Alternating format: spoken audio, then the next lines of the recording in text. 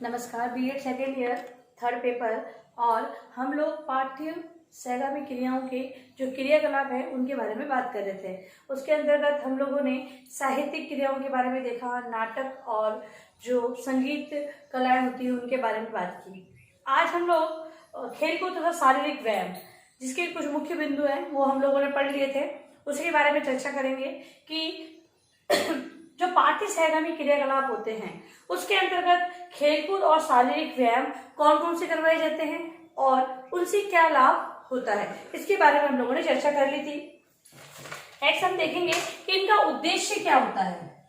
उद्देश्य के बारे में चर्चा करेंगे कि किस उद्देश्य से ये क्रियाएं करवाई जाती है। तो पहला है स्वास्थ्य रक्षा।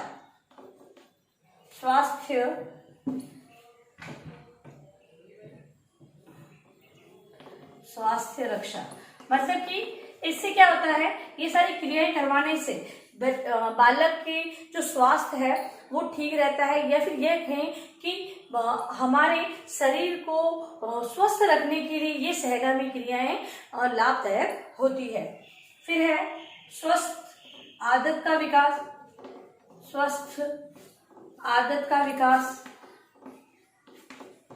जब ये क्रियाएं करवाते हैं तो स्वस्थ आदत का विकास, जैसे कि जल्दी उठना, समय पे अपना कार्य करना, नित्य जो कार्य किए जाते हैं उनको समय पे करना, तो इस प्रकार की जो अच्छी आदतें होती है उनका विकास होता है। इसके अलावा सहयोग भावना। सहयोग भावना, जब बालक खेलकूद प्रतियोगिता के अंतर्गत या फिर शारीरिक व्यायाम के दौरान समूह में रहकर कार्य करता है, समूह में देखकर कुछ चीजें सीखता है, कुछ उनके द्वारा लोगों को सिखाई जाती है, तब उसमें सहयोग की भावना का विकास होता है कि किस प्रकार मिलजुल कर किसी कार्य को वो करता है, तो सहयोग की भावना का विकास। इसके अलावा सामाजिकता, बालक है वो समाज का अंग है, समाज से जुड़े रीति रिवाज है, परंपराएं हैं, उसको आगे जाकर निभानी है, तो वो सारी चीजें भी समूह के अंतर्गत बताई जाती है, जिससे बालक के अंतर्गत सामाजिकता का गुण का विकास होता है। इसके अलावा खेल की तरह खेलना, जब विद्यार्थियों को विद्यालय में ये सारी खेल की क्रियाएं सिखाई जाती है तब उनको कुछ नियम बताए जाते हैं और नियम के अकॉर्डिंग ही वो खेलते हैं। तो यहाँ पर क्या होता है, जो विद्यार्थी हैं उनको खेल को किस प्रकार नियमों से खेलना है, इस प्रकार की भावना का विकास खेलकूद और शारीरिक व्यायाम के द्वारा होता है। इसके अलावा व्यक्तित्व समायोजन, क्या उद्देश्य होता है, व्यक्तित्व समायोजन। व्यक्तित्व समायोजन के अंतर्गत जो विद्यार्थी होते हैं वो अपने आप को विद्यालय में सभी लोगों के पास किस प्रकार समायोजित, भाई हो सकता है खेल कूद में बैठने की व्यवस्था हो, वहां पर उन्हें समायोजन करना होता है तो वो वहां पर समायोजन करना सीखते हैं। खेल कूद में कभी कभी ऐसा होता है कि एक विद्यार्थी की जगह दूसरे विद्यार्थी को जगह दे दी जाती है, तो स्थान के बारे में अगर हम कहें तो इस प्रकार का समायोजन हो सकता है वातावरण में कुछ ऐसी चीजें होती है उनके साथ समायोजन करना पड़ता है। तो हर प्रकार से अपने व्यक्तित्व में समायोजन का उद्देश्य लेकर इन सहगामी क्रियाओं का आयोजन करवाया जाता है। इसके अलावा आत्मविश्वास,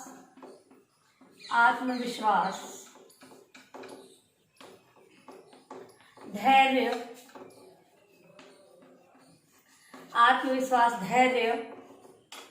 साहस,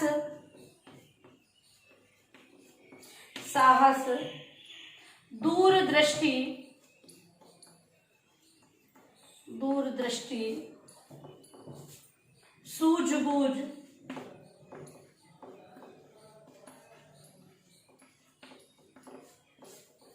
तो आत्मविश्वास मतलब कि बच्चे का इन क्रियाओं के द्वारा जो कॉन्फिडेंस लेवल होता है वो बढ़ता है।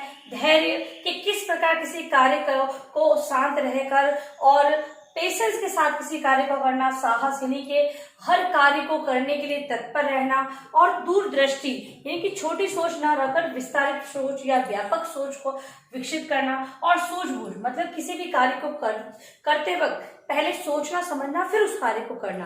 तो इस प्रकार की भावनाओं का विकास की दृष्टि से इन सहगामी क्रियाओं का आयोजन करवाया जाता है। इसके अलावा नियमानुसार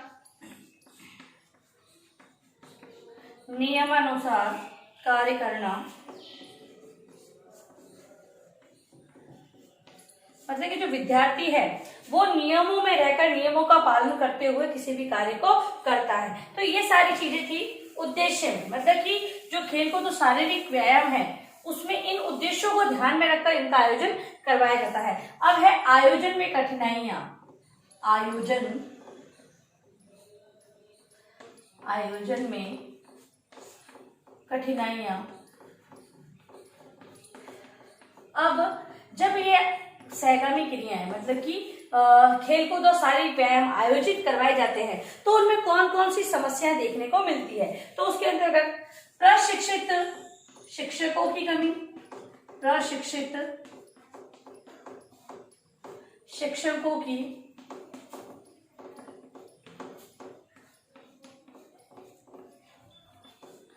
कमी, मतलब कि जो शिक्षित हैं लेकिन प्रशिक्षण प्राप्त नहीं है। भाई शिक्षण कार्य तो उन्होंने किया है, जो क्वालिफिकेशन तो उनके पास है, लेकिन खेल को संबंधित शारीरिक ये जो फिजिकल वाले जो प्रशिक्षण कार्यक्रम होते हैं वो डिग्री उनके पास नहीं होती है, क्योंकि उनमें क्या होता है उनसे संबंधित ये सारे कार्यक्रम उनको सिखाए जाते हैं शिक्षकों को, लेकिन जब यानी क्वालिफिकेशन उनके पास नहीं होती है तो वो क्या करते हैं बच्चों को सिखाने में उनको कठिनाइयों का सामना करना पड़ता है। या फिर बालक हैं वो क्योंकि हर कार्य को नियम से करने के उद्देश्य से हम ये सारा कार्य करवाते हैं, तो जब प्रशिक्षित अध्यापक नहीं होंगे तो उन्हें नियमों के बारे में ज्ञात नहीं होगा, जिससे कि किसी भी कार्य को जैसे कि खेलकूद है तो खेलकूद को नियम से करना पड़ता है, और नियमों की जानकारी शिक्षक को नहीं है क्योंकि प्रशिक्षण में उसने ये सीखा नहीं है तो उसे पता नहीं होगा, तो किसी भी खेलकूद को आयोजित कराने में दिक्कत आएगी। या फिर शारीरिक व्यायाम, और व्यायाम ऐसी चीज है कि उसे आप गलत तरीके से नहीं कर सकते हैं, उसे आपको नियमों को ध्यान में रखकर ही व्यायाम को फॉलो करना होता है। यदि अगर नियम ध्यान में नहीं है तो उसका गलत इफेक्ट पड़ता है। तो प्रशिक्षित अगर अध्यापकों की कमी होती है तब ये सारी क्रियाएं करवाने में कठिनाइयां आती है। इसके अलावा खेल मैदानों का अभाव, खेल मैदानों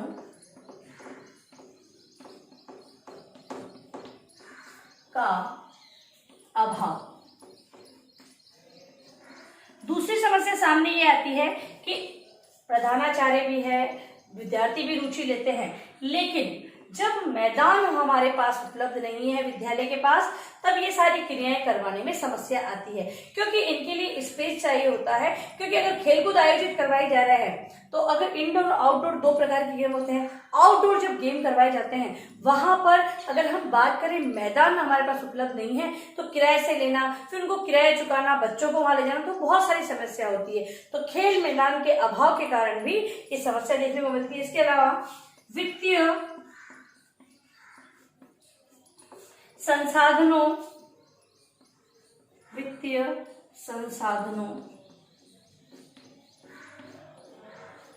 की उपलब्धता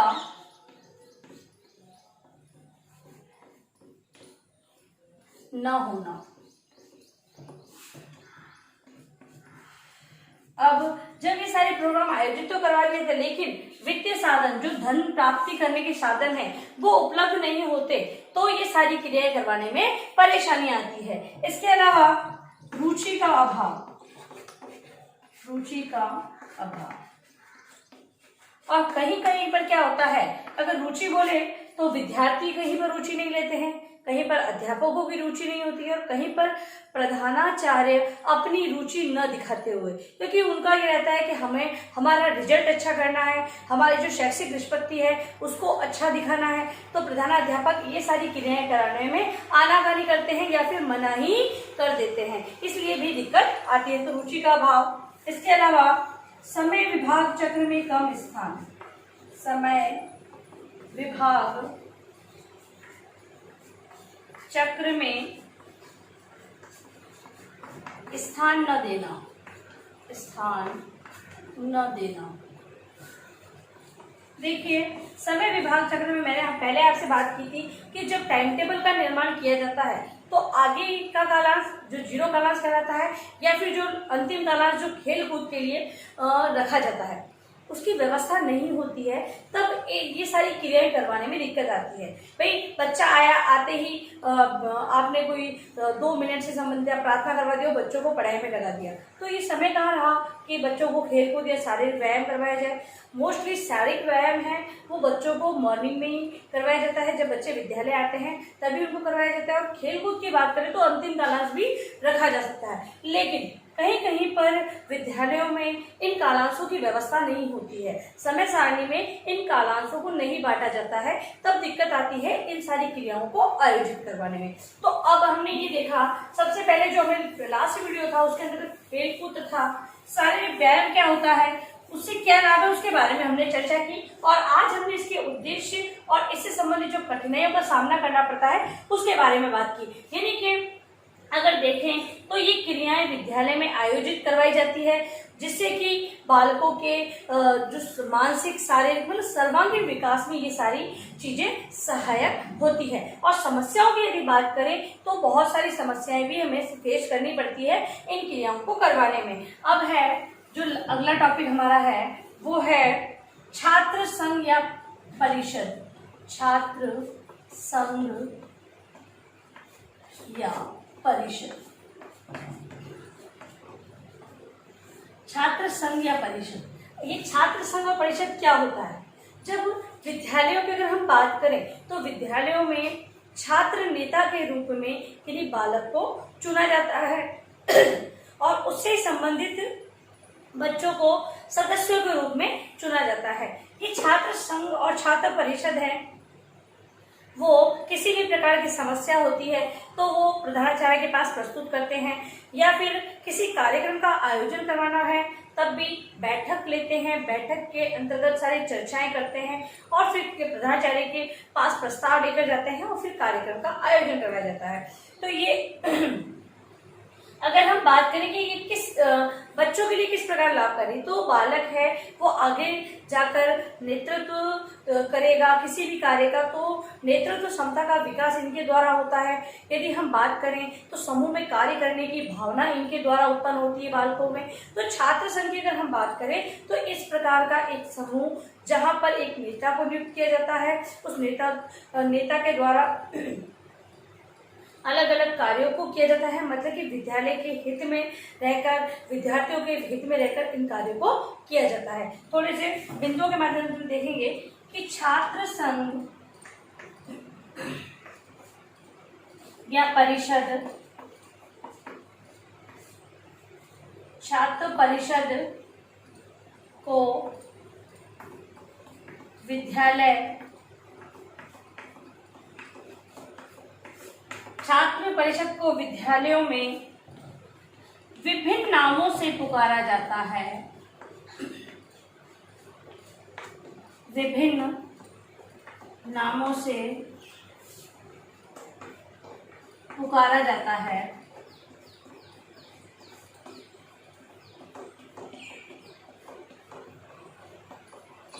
पुकारा जाता है जैसे छात्र परिषद, छात्र परिषद,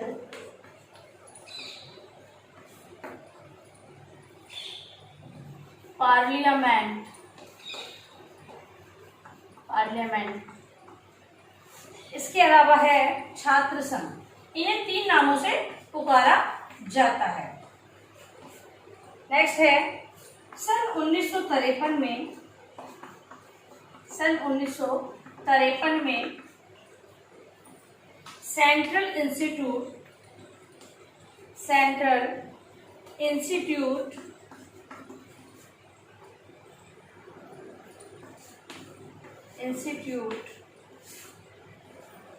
ऑफ एजुकेशनल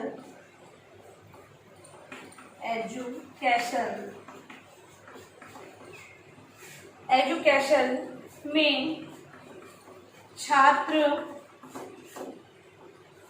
स्वशासन, छात्र स्वशासन पर आयोजित, छात्र स्वशासन पर आयोजित सेमिनार में, सेमिनार में यह निर्णय लिया गया, यह निर्णय लिया गया कि विद्यालय में एक, कि विद्यालय में एक विद्यालय में एक सभा होनी चाहिए, सभा होनी चाहिए। ठीक है, कब हुआ था? 1953 में सेंट्रल इंस्टीट्यूट ऑफ एजुकेशन में एक छात्र संघ को ध्यान में रखते हुए या छात्र स्वशासन को ध्यान में रखते हुए एक सेमिनार हुआ और उसमें ये निश्चय किया गया कि छात्रों के लिए एक सभा का आयोजन होना चाहिए, या उसे क्या कहेंगे?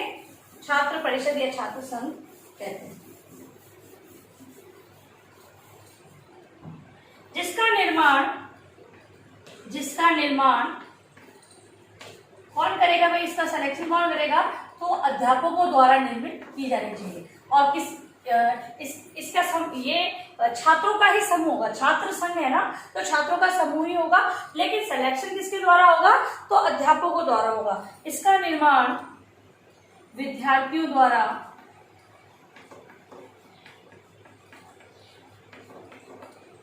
विद्यार्थियों द्वारा निर्धारित, विद्यार्थियों द्वारा निर्धारित प्रतिनिधियों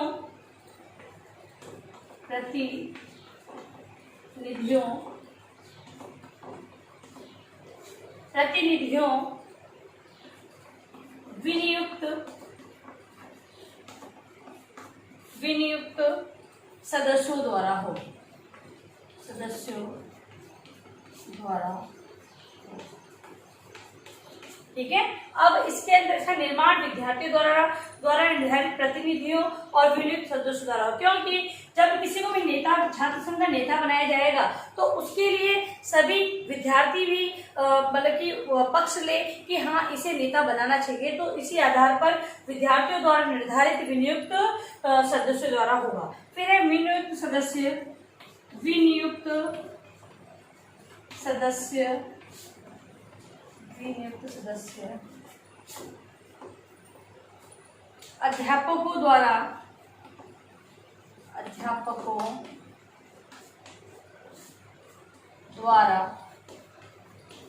अध्यापकों द्वारा नियुक्त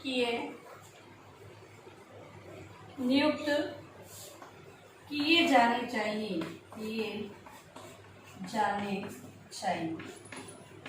ठीक है। और ये विनियुक्त जो सदस्य वो किसके द्वारा निर्धारित किए जाएंगे? तो अध्यापकों द्वारा निर्धारित किए जाएंगे। इसके अलावा जिन सदस्यों का निर्वाचन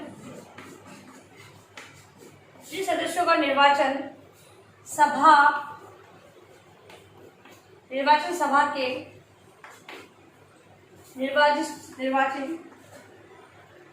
निर्वाचित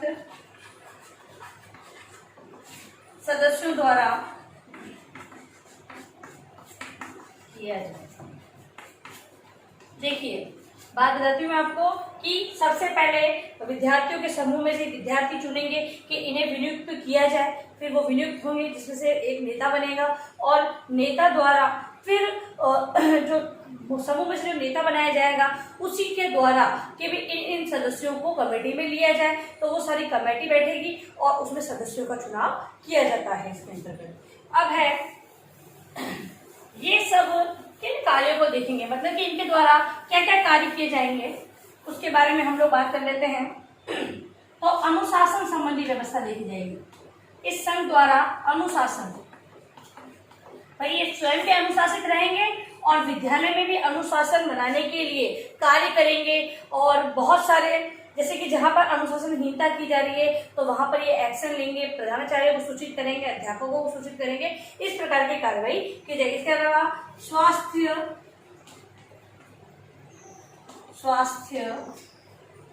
एवं स्वास्थ्य, स्वच्छता तथा भोजन, मतलब कि स्वास्थ्य संबंधी मतलब कोई भी गतिविधियां करवानी है तो वो सारे कार्य करना। स्वच्छता मतलब कि विद्यालय में स्वच्छता किस प्रकार रहे, कहाँ कहाँ पर डस्टबिन की व्यवस्था करनी है, कोई कचरा बाहर तो नहीं फेंक रहा है, वो वाली व्यवस्था। फिर भोजन कहाँ पर करना है और भोजन करते समय किन बातों को ध्यान रखना है, पानी की व्यवस्था, ये सारी चीजें कौन देखेगा, ये संघ वाले बच्चे ही देखेंगे। फिर है खेलकूद। खेलकूद मतलब कि खेलकूद की जो व्यवस्था की जाएगी तो ये संघ के जो विद्यार्थी हैं, सदस्य हैं, वो पूरी व्यवस्था संगठन संबंधी सारा कार्य करेंगे। इसके अलावा पाठ्य सहगामी क्रियाएं,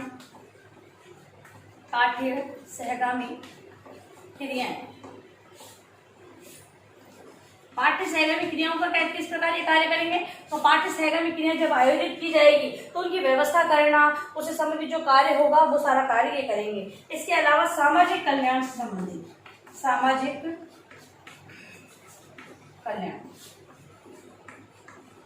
इसके अलावा ये विद्यार्थी है सामाजिक कल्याण मतलब समाज का कल्याण किस प्रकार हो सकता है, समाज के कल्याण से जुड़ी हुई सारे कार्य किस प्रकार करने हैं, वो सारे कार्य भी करेंगे। अब है आपका गृह कार्य प्रश्न।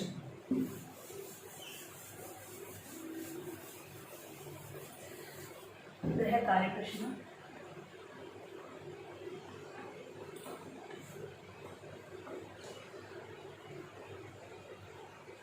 खेल कूद तथा व्यायाम, खेल कूद तथा व्यायाम से संबंधित